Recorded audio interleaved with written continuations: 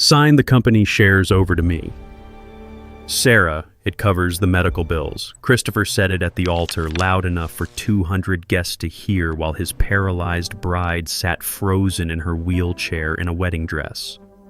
Sarah didn't cry, didn't raise her voice.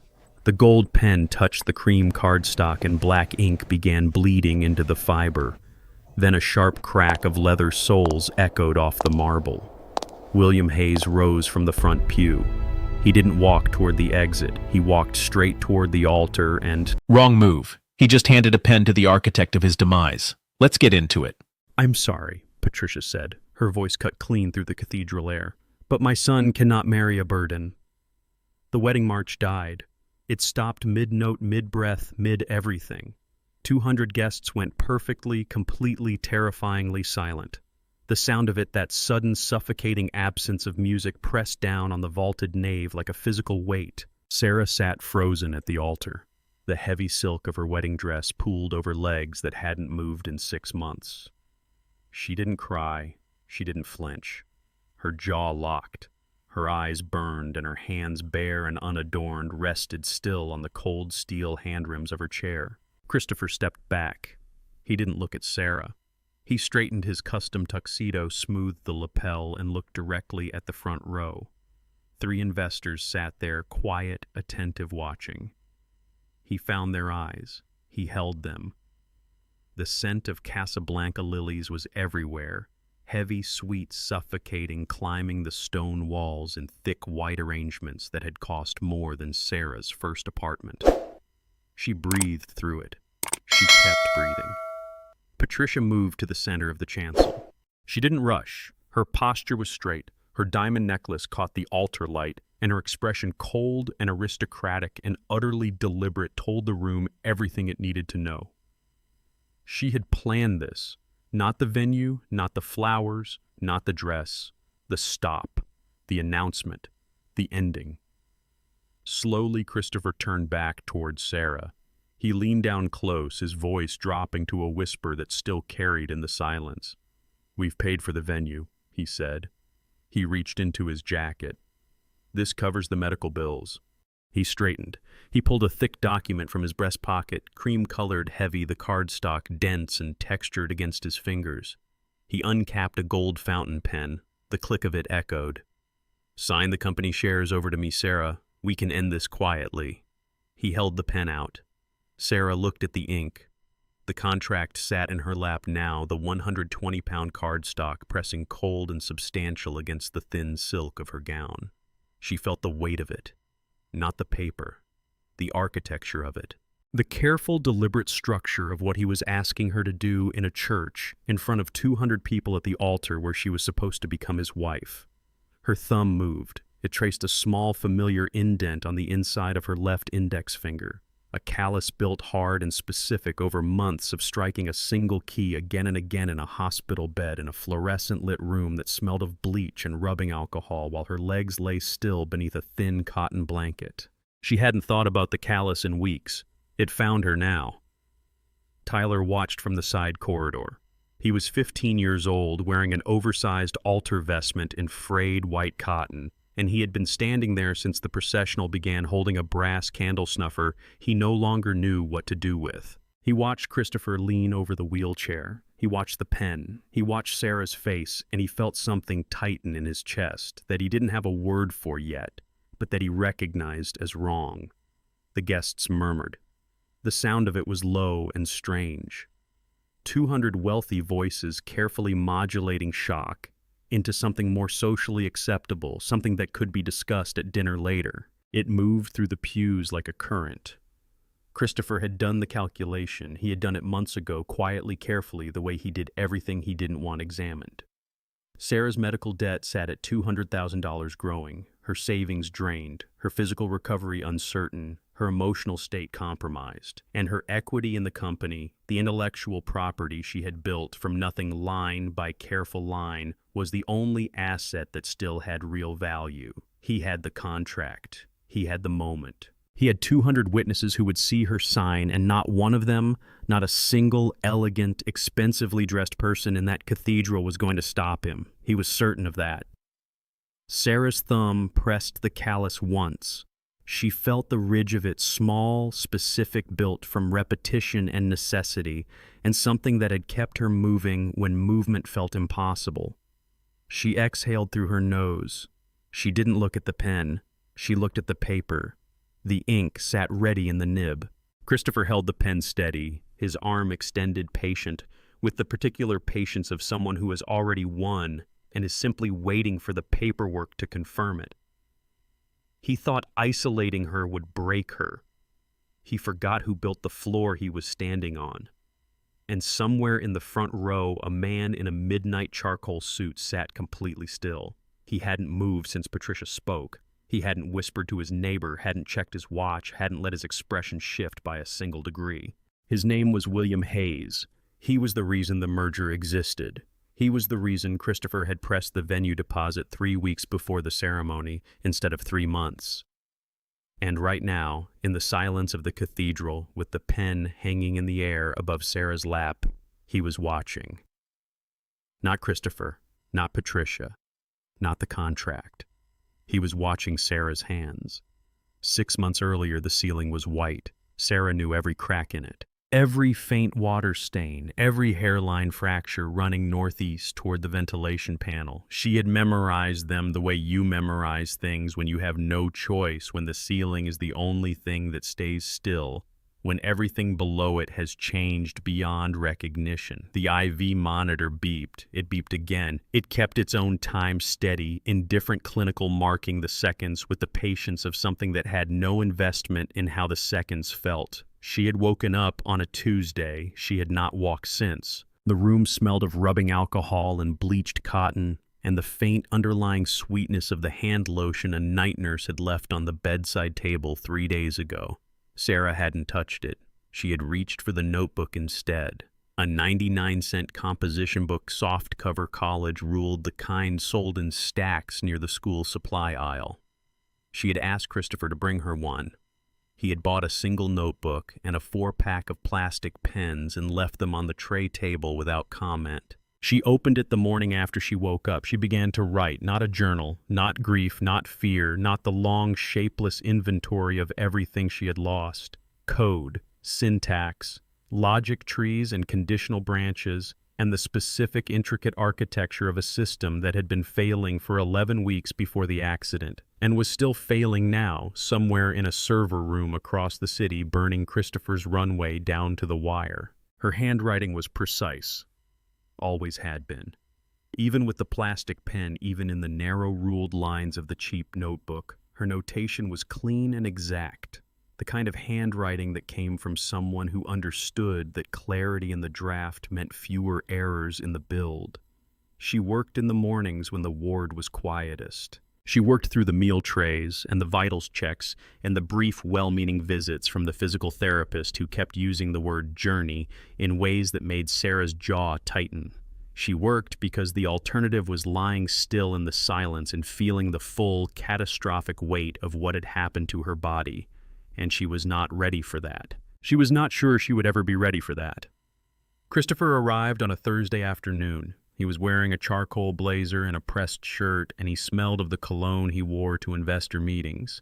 He checked his Rolex when he thought she wasn't looking. It was a $15,000 watch, white gold, with a face so clean and uncluttered it looked almost minimalist. He checked it twice in the first 10 minutes. "The algorithm is still locked," he said. He didn't sit down. He stood near the window, restless, turning his phone over in his hand. "Raj can't get into the core module. Nobody can. It's your architecture, Sarah. Nobody else knows how it fits together." She looked at him from the bed. Her legs were flat beneath the hospital blanket, motionless, the outline of them visible through the thin cotton. She had looked at them this morning for a long time. She had not done that again. "How long do we have?" she asked. 3 weeks, he said. "Maybe 4 if I stall the due diligence meeting." He finally looked at her directly, fully, for the first time since he had walked in. "I need the failsafe logic, the biometric authentication layer. Without it, the system won't recognize a transfer of ownership. The merger doesn't close." She said nothing for a moment. The IV monitor filled the silent, steady, rhythmic patient. "Sit down, Christopher," she said. He sat. She picked up the notebook. What she built over the next 6 days was not a repair. It was a cathedral. It was a layered, interlocking system of conditional logic and encrypted biometric gates that would make the platform not only functional, but acquisition-ready. The kind of architecture that due diligence teams write about in their reports with phrases like elegantly engineered and unusual depth of design. She built it in a hospital bed. She built it with a plastic pen in a 99-cent notebook while her legs lay still and the IV beeped and Christopher's $15,000 watch marked time somewhere across the room. She worked in fragments between pain checks and medication adjustments and the long blank hours of the night when the ward quieted down to just the beeping and the footsteps of the overnight nurse in the hallway. She didn't sleep much. She didn't tell anyone she wasn't sleeping. On the 4th day, she wrote something in the margin. It was small, cramped into the upper right corner of a page dense with notation almost hidden between 2 lines of code. 3 letters. A dedication. WH. She wrote it without thinking too hard about why. She wrote it because the system she was building deserved to be dedicated to someone, and the only person she kept thinking about, the only meeting she kept returning to in her memory, was a brief professional encounter she had almost forgotten before the accident made forgetting impossible. She wrote the letters, she looked at them, she moved on. On the 5th day, she wrote the failsafe. It was a biometric lock embedded deep in the system's core authentication layer, invisible to any standard audit and inaccessible without a specific biological signature. Not a password, not a token, not anything that could be transferred by contract or extracted by legal instrument or handed over at an altar in a cream-colored document with a gold fountain pen. It required her. Specifically, precisely, irreversibly, it required her. She finished the notation on the 6th day in the early morning when the light outside the hospital window was still gray and the ward was almost silent. The IV beeped. She set the pen down on the tray table. She looked at what she had built. "Every kingdom," she said quietly to no one, to the ceiling she had memorized, to the hairline crack running northeast toward the ventilation panel, "needs a master key." She closed the notebook. She had given him the keys to the castle. She never told him she had changed the locks. Back in the cathedral, the silence had texture. It pressed against the stone walls, climbed the vaulted ceiling, settled into the carved wooden pews like something living. 200 guests held it between them, passing it back and forth without speaking, a collective careful, socially calibrated restraint. Nobody moved. Nobody left. They watched the way people watch things they will describe for years quietly at dinner tables, with the particular satisfaction of having been present for something historic. Tyler hadn't moved either. He stood in the side corridor, still holding the brass candle snuffer, still wearing the frayed white vestment that was 2 sizes too large for his 15-year-old frame. The hem pooled slightly at his feet. The cuffs fell past his wrists. He had borrowed it from the sacristy closet that morning and hadn't thought about the fit until right now, standing here watching a man in a custom tuxedo hold a gold pen over a woman in a wheelchair and wait for her to surrender. The low murmur of the guests rose slightly, fell again, rose once more. It moved through the cathedral like a current through still water, directionless, restless, looking for somewhere to go. Tyler had heard sounds like it before at school, in hallways, right before something happened that nobody was going to stop. He gripped the candle snuffer tighter. Christopher leaned close to Sarah again. His voice dropped, deliberate, precise, calibrated to carry no further than her ear. Tyler was close enough to catch fragments of it, clipped and urgent and edged with something that was not quite a threat, but was not quite not one either. "He's here," Christopher said. He didn't gesture. He didn't need to. "Front row left aisle, 3rd seat." He paused. He straightened slightly. "William Hayes, Apex Tech. The entire $50 million is contingent on this acquisition closing today. Today, Sarah. He flew in from London." Another pause, measured, calculated. A broken bride is a brand liability. You understand that. You've always understood optics. Sarah didn't turn her head. Tyler turned his. William Hayes sat in the third seat of the front left pew, exactly where Christopher had said. He was not what Tyler had expected, though Tyler couldn't have said what he had expected. Something louder, maybe. Something that looked more like money. William Hayes looked like stillness. He wore a midnight charcoal suit that absorbed the cathedral light rather than reflecting it, and he sat with the particular complete composure of someone who had learned long ago that silence was more powerful than motion. His hands were folded in his lap. His expression was granite. His eyes moved with a slow, deliberate clinical precision that reminded Tyler of a teacher he'd once had, the one who never raised her voice because she never needed to. William was watching the altar. He had been watching it since Patricia spoke. Now, without shifting his posture, without changing his expression by a measurable degree, he reached into his breast pocket and withdrew his phone. He held it low-angled away from the guests beside him.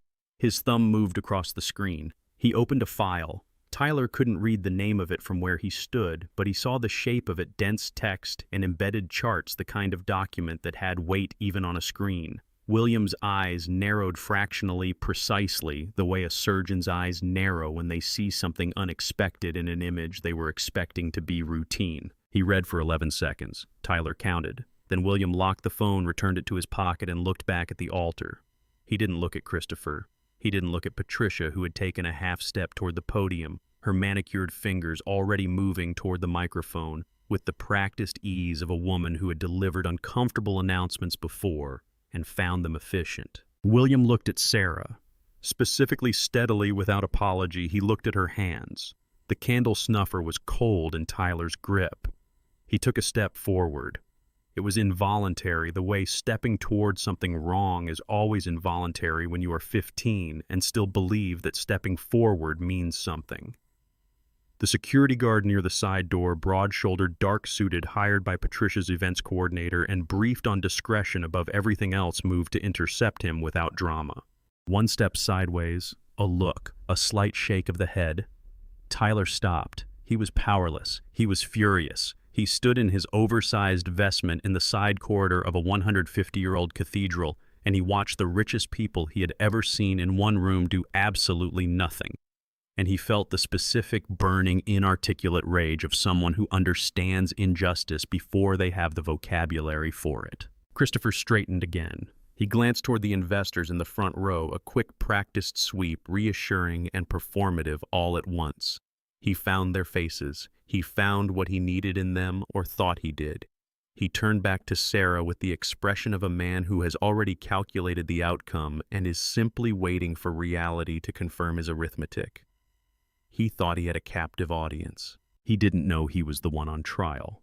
William Hayes had not looked away from Sarah's hands. He had not blinked.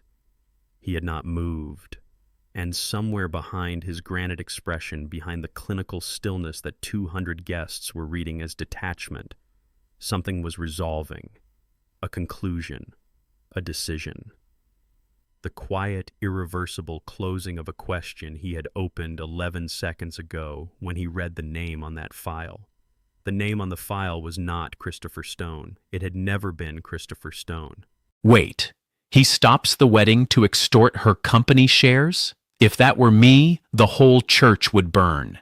Imagine being paralyzed, stranded at the altar, surrounded by 200 billionaires waiting for you to surrender. The audacity is real. Patricia moved to the podium. She didn't hurry. Hurrying was for people who were uncertain, and Patricia Wells had not been uncertain since 1987 when she had looked at the family trust, done the arithmetic, and decided that uncertainty was simply a failure of preparation.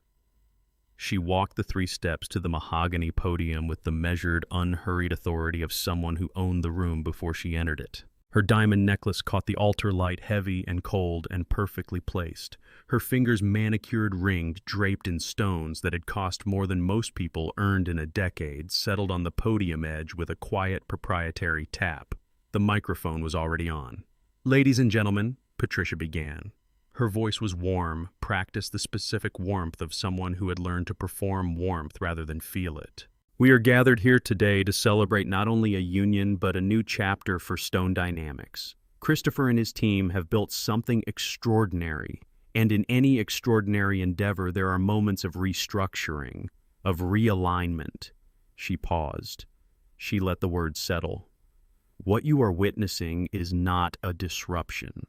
It is a transition, an amicable dissolution of a personal partnership that will allow the company to move forward with clarity, strength, and the full confidence of its investors. She smiled at the front row. The front row did not smile back. Christopher had not moved from Sarah's side. He was still leaning slightly forward. The gold pen extended his arm, beginning to ache in a way he would not acknowledge. His collar was damp. He couldn't feel it yet, but the moisture was there, spreading slowly into the fabric of his custom shirt, the first physical evidence of something his face was working very hard to deny. He kept his expression steady, composed, performatively apologetic, in the way that asked for sympathy, without admitting fault. "Sarah," he said. His voice was low. Beneath Patricia's amplified address, beneath the low hornets and glass murmur of 200 guests processing what they were hearing, his voice was almost private, almost gentle. "The debt doesn't go away. You know that. $200,000 and counting. The hospital doesn't negotiate with people who have no income, no equity, nothing to offer." He tilted the pen slightly toward her. "This is the cleanest resolution. For both of us." Sarah looked at the contract in her lap. The cardstock was heavy, thick and cream-colored and textured in a way that communicated expense, authority, permanence. It sat against her silk gown like something from a different world entirely, which it was, which it had always been. She felt the weight of it on her legs she couldn't feel. That specific layered irony was not lost on her. Nothing was lost on her. Her hands rested on the cold steel hand rims of her chair. Bare, unadorned, without rings or polish or any of the small decorative signals of the world Patricia Wells inhabited. She had planned to wear a ring today. She looked at her left hand. She looked at the contract. Christopher moved. It was quick, quiet, the action of someone who had rehearsed it and had decided that hesitation now would cost more than force. He reached down. His fingers closed around Sarah's wrist, not violently, not visibly, with the calibrated pressure of someone who knew exactly how much was enough and exactly how it would look from the pews. He lifted her hand. He pressed the gold pen into it. The metal was warm from his grip. Sarah felt it against her fingers. Heavy, smooth, the nib angled precisely toward the signature line at the bottom of the first page. The ink was ready. The pen was loaded, prepared, waiting. Like everything else Christopher had brought to this altar today, it had been made ready in advance. Tyler took another step forward. The security guard moved again, faster this time, one hand rising in a gesture that was not quite a touch, but was an unmistakable boundary. Tyler stopped, his face wide-eyed and burning and furious, looked toward the pews for help, for anyone, for a single adult in this cathedral, full of adults who would look back at him and do something. He found 200 profiles, 200 careful, averted, socially intelligent faces pointed slightly away toward the podium, toward their programs, toward the stained glass above the nave. Nowhere that required them to act. The murmur rose again, fell. Patricia continued at the podium, moving smoothly into the logistical language of transition, the careful, bloodless vocabulary of corporate dissolution dressed in the cadence of a wedding announcement. She was very good at it. She had always been very good at it. Sarah sat completely still. She held the pen. She felt the weight of the medical debt, real and total and arithmetic, $200,000 against nothing, against a wheelchair and a hospital notebook and legs that hadn't moved in 6 months. She felt the weight of the cardstock in her lap, the weight of 200 people who would not look at her, the weight of Christopher's hand, now withdrawn but still present in the warmth of the pen he had forced into her grip. She was alone. She felt it the way you feel things that are completely structurally true, not as emotion, as fact. Slowly she looked up. She looked past Christopher, past Patricia's diamonds at the podium, past the investors in the front row with their careful, assessing, unreadable expressions. She looked at the third seat of the front left pew. She found William Hayes exactly where she had last seen him, motionless, granite present. She looked directly at him. She did not blink. William did not blink either. Something moved between them across the cathedral floor, across the marble and the lily petals, and the 200 carefully averted faces. It was not a signal. It was not a plan. It was the specific wordless recognition that passes between two people who have both read the same document and arrived at the same conclusion from opposite sides of the room. Sarah looked back down at the contract. The pen was in her hand, the ink was ready, and she was completely alone, or so they thought. The pen touched the paper. Not fully. Not yet.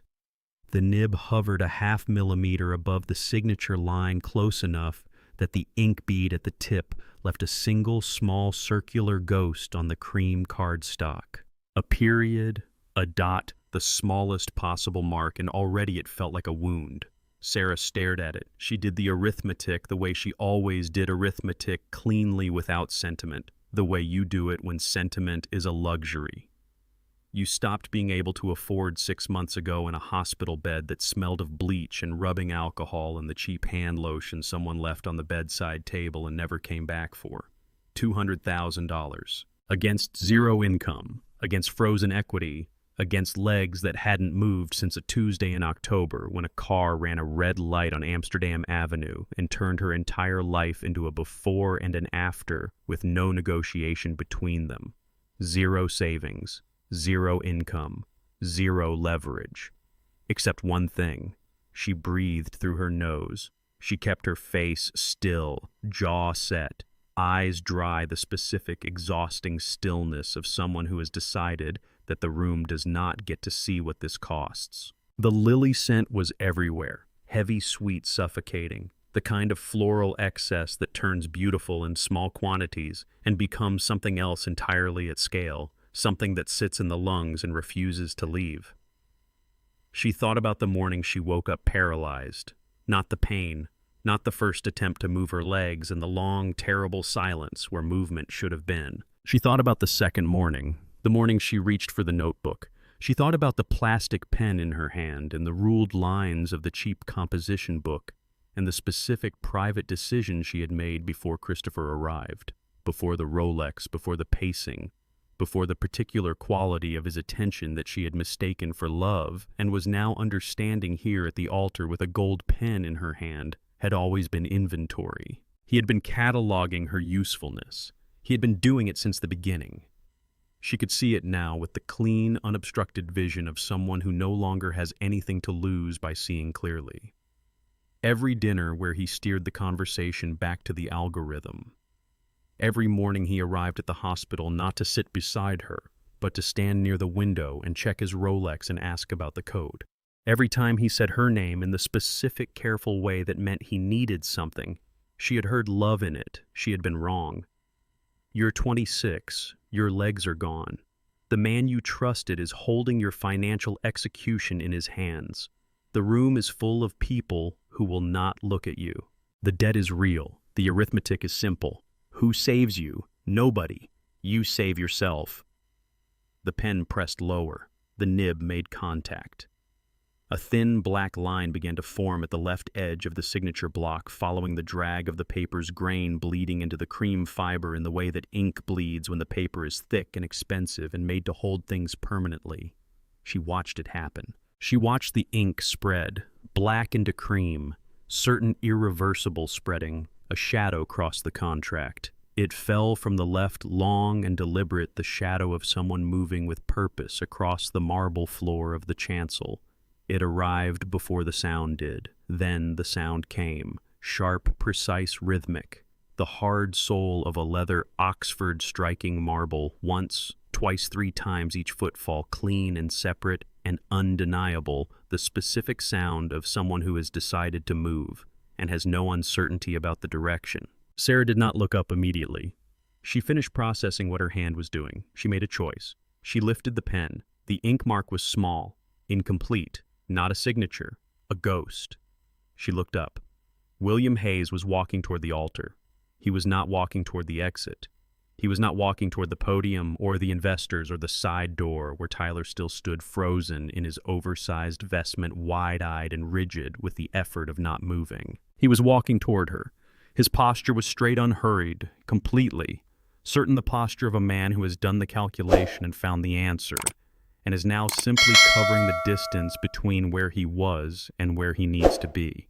He didn't look at Christopher. He didn't look at Patricia, who had stopped speaking mid-sentence at the podium, her manicured fingers tightening on the mahogany edge, her aristocratic composure developing its first visible crack. He didn't look at the 200 guests who had shifted as one organism to face his movement, the murmur dying completely, the cathedral dropping into a silence so total it had physical pressure. He looked at Sarah's hands, strictly specifically only at her hands. His shoes struck the marble steps of the chancel, 1, 2, 3, the sound echoing up into the vaulted ceiling and coming back down, changed larger, filling the space the wedding march had vacated. He reached the altar. He stopped. He was standing between Sarah and Christopher now, not dramatically, not with any theatrical gesture or announcement, simply present, simply there, his midnight charcoal suit absorbing the altar light, his expression unchanged. Christopher laughed. It was short, brittle, miscalibrated, the laugh of someone who has prepared for many outcomes, but not this one, and is buying seconds while his mind recalculates.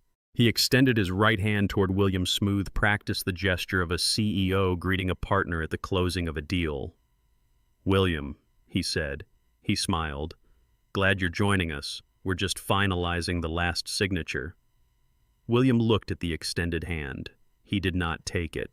He reached past it instead, steady and deliberate and completely without drama, and he lifted the contract from Sarah's lap. Christopher thought the billionaire was coming to shake his hand. He was coming to collect his receipt. William held the contract. He didn't read it. He had read it already 6 days ago in a due diligence file flagged by his legal team and forwarded to him at 11:47 p.m. on a Wednesday, and what he had found in it had changed the shape of the entire acquisition in ways Christopher Stone did not yet understand and was about to. He held it the way you hold something you have already decided about, with complete, quiet, finished certainty. Christopher's extended hand was still in the air. It stayed there for 2 full seconds. Then Christopher lowered it. He adjusted his cuffs. He reset his expression into something that was still trying to be authoritative, composed, the face of a man in control of a room, but the edges of it were beginning to soften in ways that the investors in the front row were noting and filing carefully away. "William," Christopher's voice was steady, measured, still working. "This is a private matter. A routine internal transfer. I appreciate the involvement, but we have everything under control."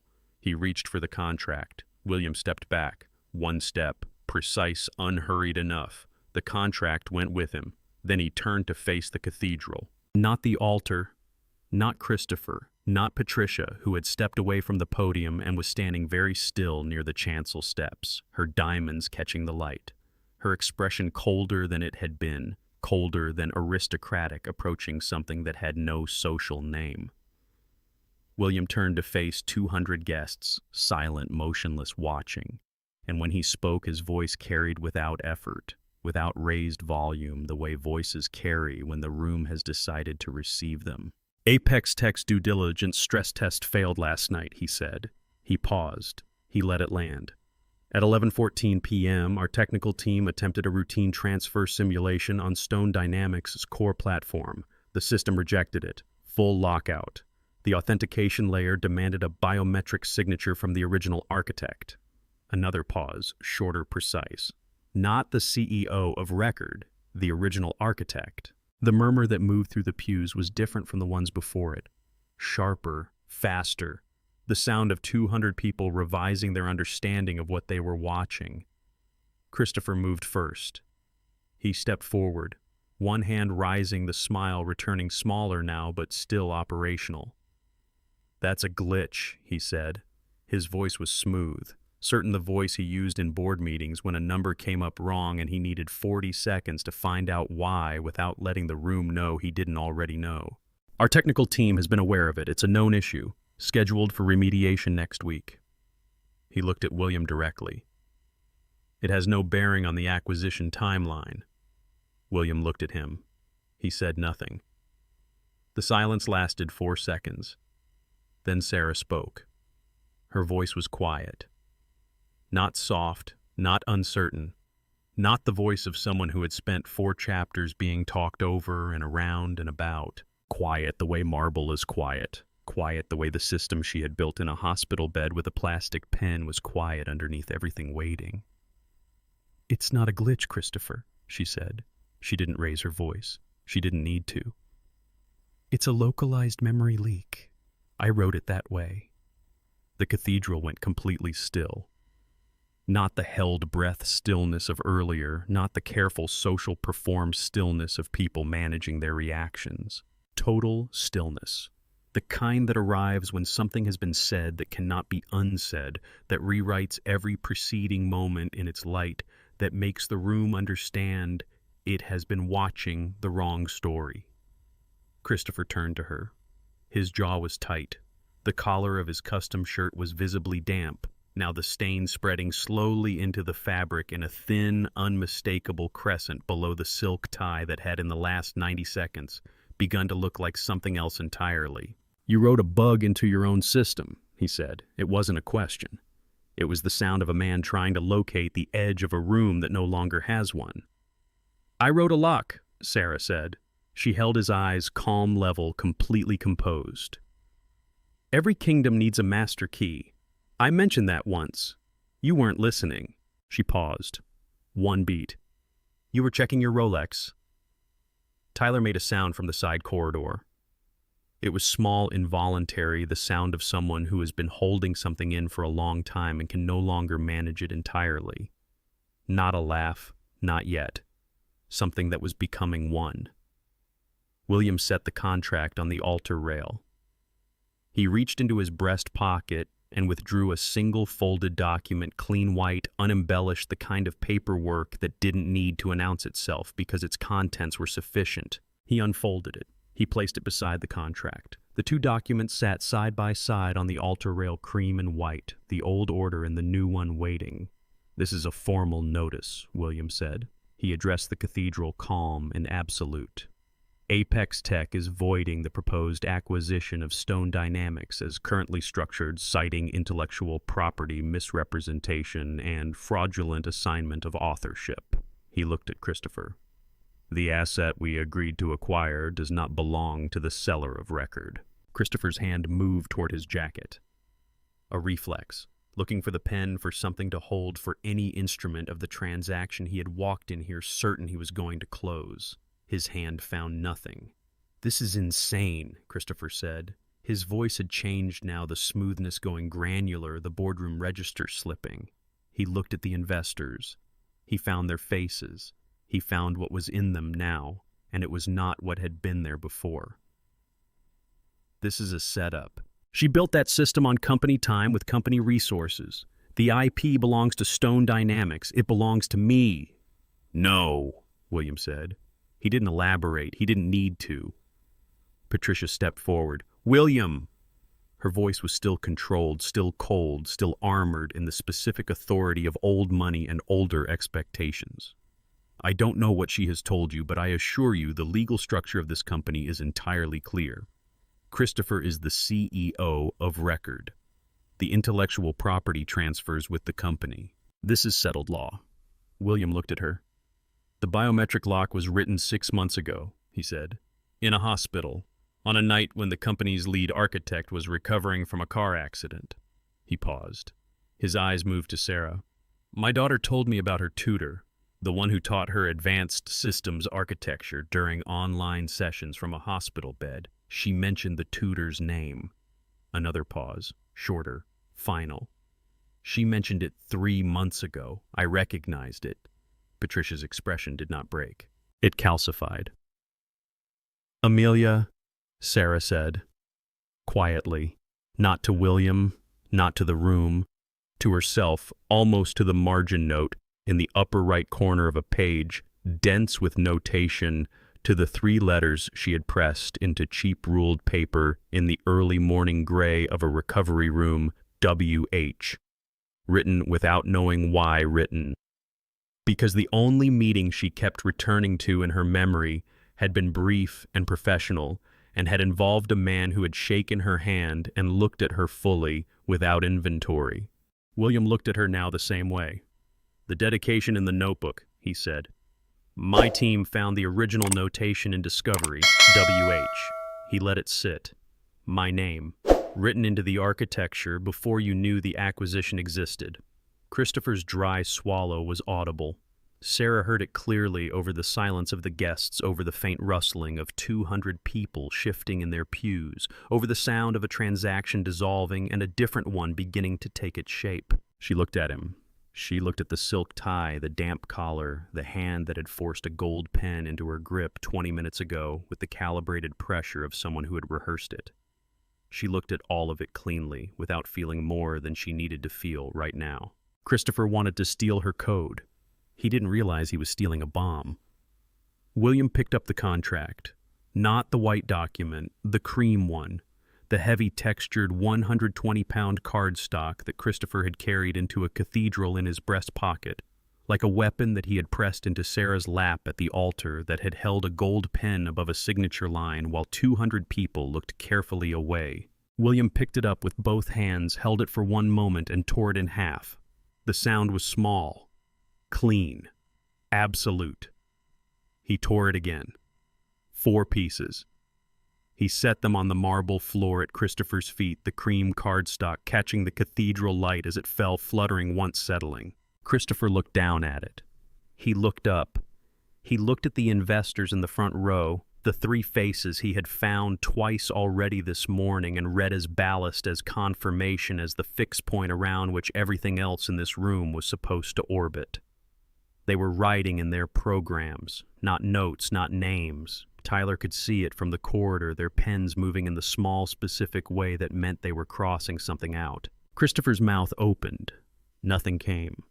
Patricia moved. She came from the chancel steps, fast, purposeful, her composure reorganizing itself around a new strategy. In real time, the diamonds at her throat catching light with every step. She was not finished. Patricia Wells was never finished while she was still standing in the room, and she was still standing in the room, and her voice, when it came, was the voice of someone who has decided that volume is the last available instrument. "This is a fraudulent interference," she said. She addressed the cathedral, not William, not Sarah. The room itself, 200 witnesses she was attempting to conscript. "My son is the legal CEO of Stone Dynamics. Every asset, every line of code, every system built within that company's operational period belongs to the company. This man," she turned to William, "has no standing to void a legally structured acquisition based on the word of a disgruntled former employee." "Fiancé," Tyler said. Everyone turned. He was still in the corridor, still wearing the oversized vestment, still holding the brass candle snuffer. But he had taken 3 steps forward past the security guard who had stopped him twice, and his voice, 15 years old and working class and completely, furiously certain, had carried further than he expected it to. He looked at Patricia. He didn't look away. "She was his fiancée," Tyler said. "Not a former employee. She was supposed to get married today, in this church, to him." He paused. His jaw was set. "That matters." The room was very quiet. William looked at Tyler for 2 full seconds. Something moved in his expression, brief, almost imperceptible, the granite shifting by a single degree. Then he turned back to the altar. He reached into his jacket and withdrew a second document. This one was longer, multi-paged, held together with a simple black clip, the kind of paperwork that had been prepared in advance by people who bill by the hour and make no errors. He set it on the altar rail beside the white voiding notice in the space where the torn contract had been. Then William Hayes did something that made the cathedral go quiet in a completely different way than it had gone quiet before. He bent his knee, not a bow, not a gesture.